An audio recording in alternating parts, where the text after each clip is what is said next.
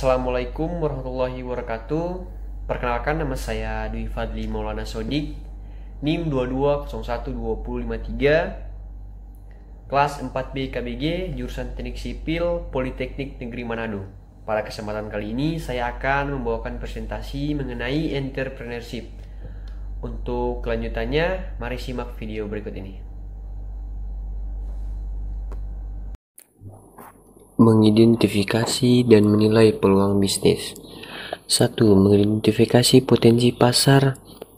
Analisis peluang usaha akan membantu dalam menilai seberapa potensialnya pasar bagi suatu produk.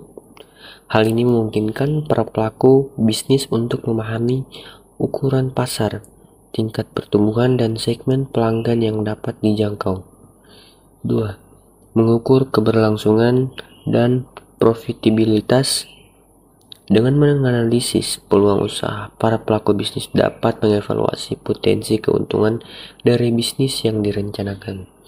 Ketiga, mengidentifikasi risiko dan ancaman.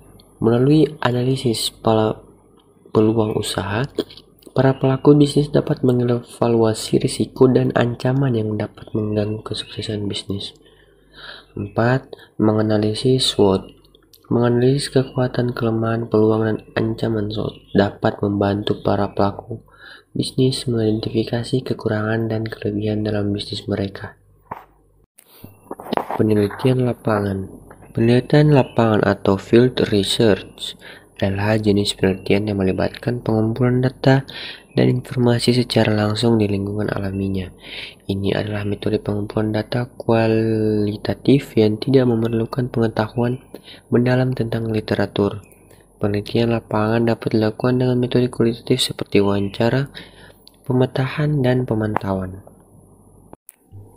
Ide bisnis. Ide bisnis adalah konsep yang berpotensi menghasilkan uang. Ide bisnis terikat pada produk atau layanan tetapi belum memiliki nilai komersial. Ide bisnis dapat berasal dari seorang, banyak orang, atau dari suatu organisasi untuk memecahkan suatu masalah yang telah teridentifikasi atau untuk memenuhi kebutuhan di suatu lingkungan seperti pasar atau masyarakat. Sumber-sumber ide bisnis. Yang pertama, hobi atau kesukaan. Ide bisnis berdasarkan hobi atau kesukaan dapat membantu orang lebih bersemangat dan terpikir mengenai bisnis yang mereka inginkan. 2. Pengetahuan. Pengetahuan yang diperoleh dari pendidikan dapat menjadi sumber ide bisnis. 3. Pengalaman pribadi. Pengalaman pribadi yang diperoleh dari kehidupan sehari-hari dapat menjadi sumber ide bisnis.